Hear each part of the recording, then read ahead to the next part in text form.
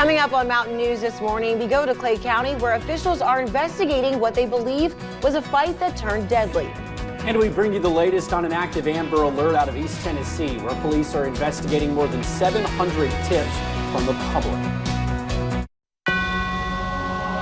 Dedicated to Eastern and Southern Kentucky, this is WYMT Mountain News This Morning.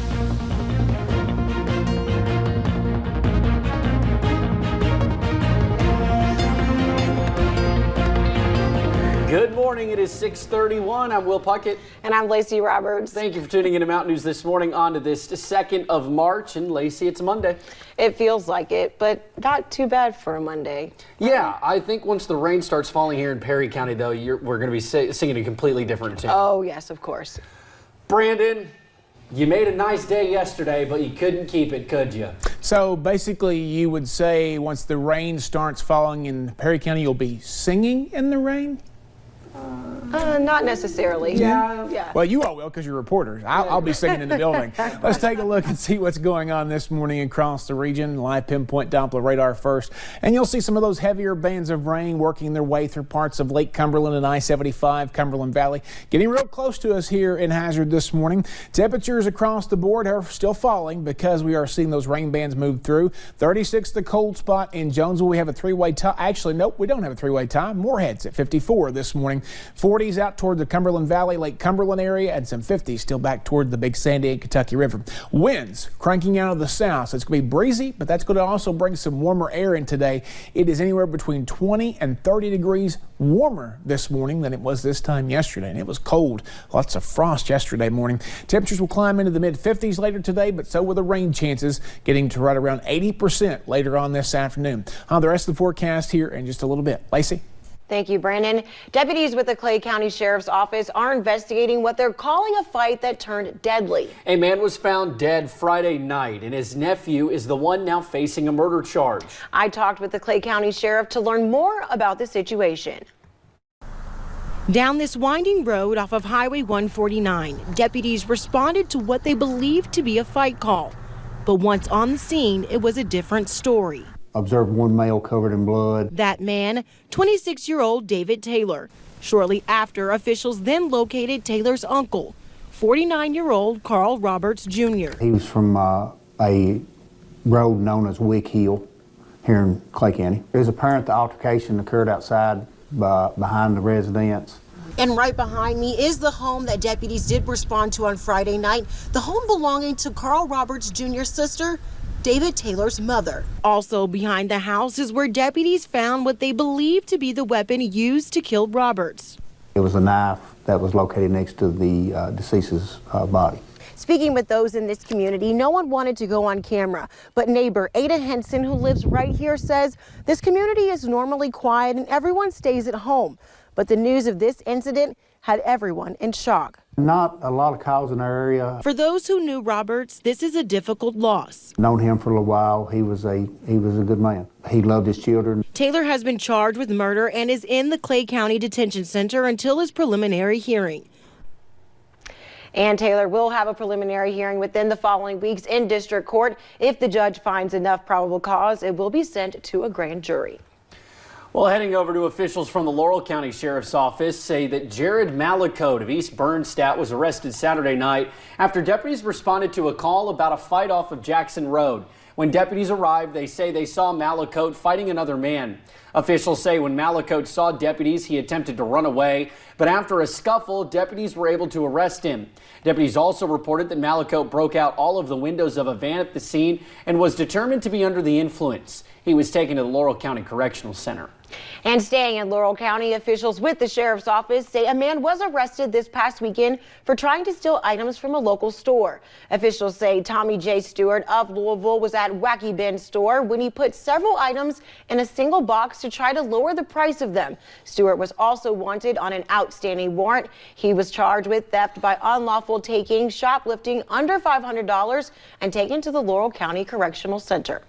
Kentucky is seeking $45,000 in fines from an Indiana man who is accused of using children to sell candy in Bowling Green. Sean Floyd is also facing 12 felony charges of human trafficking. Investigators say Floyd made children share a motel room with 3 adults and pay for their meals and water during a trip to sell candy. He has pleaded not guilty to the human trafficking charges. Last week, the Kentucky Labor Cabinet filed a lawsuit saying he has not paid $45,000 in fines. The fines came from regulators for alleged labor violations involving the children. And a man was arrested in Pike County Friday after being accused of distributing child pornography. Oscar Calhoun of Jonestown, Pennsylvania, was arrested by the U.S. Marshals Service. Court records show he is accused of sending the child pornography to 2 other men. This, combined with a previous conviction for child porn and sex abuse in Illinois, means he could now face up to 40 years in prison. He is currently being held in the Pike County Detention Center. Officials from the Nicholasville Police Department say an officer pulled over a car close to 5:30 yesterday morning for driving with no headlights. Police say the driver of the car told the officer he was being robbed by 2 other people who had held him hostage for several hours. Police arrested Kevin Reed at the scene and charged him with robbery and unlawful imprisonment. The victim says he thought he was meeting up with a girl from Snapchat, but 2 men with a gun were there instead. And 7 Louisville men are in jail after being charged with human trafficking. Police initially arrested 4 men Friday night, saying the men had talked with undercover officers posing as minors and tried to exchange money for sexual acts. Police say the men responded to fake ads posted on multiple websites. Investigators say each of the men went to a hotel to meet their would-be victim, but where they were met instead by officers and arrested on scene. The 4 arrested are Jeffrey Stutz, Amos Brown, Richard Tong, and Bradley Martin. All are charged with trafficking. 3 others were arrested Saturday night as part of the same operation. Those 3 are Fabio Arello, Blake Jeffries, and Edward Phillips. And Louisville Metro Police were in for a surprise when responding to a call about a person with a gun Saturday. When they arrived to the scene, they found a man threatening them with a sword instead. Someone called about the man with a gun, but he locked police out of the home, forcing them to break the door down. When they got inside, 35-year-old Matthew Hall barricaded himself in an attic and pulled a sword on officers trying to arrest him. Hall was eventually arrested and charged with resisting arrest and wanton endangerment. Tennessee Bureau of Investigations officials say that an agency has received nearly 800 tips regarding the location of missing 15-month-old Evelyn Boswell. And as of last night, day 12 of the active Amber Alert for the missing toddler, authorities say there have been no confirmed sightings of Evelyn Boswell. Anyone with information on Evelyn's whereabouts is asked to contact the Tennessee Bureau of Investigation at 1-800-TBI-FIND. Friends, family, and community members of Lexington said their final goodbyes to anti-violence advocate Anita Franklin. Franklin became an activist after her son Antonio was killed by a stray bullet. She died last week, where hundreds of people packed the pews of a church to celebrate her life. Governor Andy Beshear, former Lexington Mayor Jim Gray, and current Lexington Mayor Linda Gorton spoke in honor of Franklin. An individual who personified grace, who gave strength to others. And while Anita's life was too short, if you look around, you can see how special it truly was.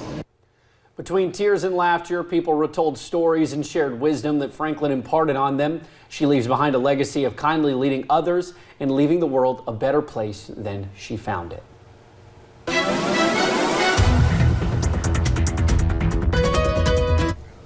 Rain in the forecast this morning, and it's going to stick around for most of your Monday and your Tuesday, too. Let's take a look at live pinpoint Doppler radar. The heaviest bands are still down into the Cumberland Valley, I-75, and Lake Cumberland corridors this morning, but they're slowly pushing eastward as you see more green starting to show up now in parts of the Kentucky River and the Big Sandy. We're going to continue to see, again, some possibilities for rain out there this morning, so just kind of keep that in mind. Temperatures right now are in the 40s and in the 50s for most. We're going to see temperatures in the basically 30s for some folks, but the rain chances are going to be around through much of the day. Guys?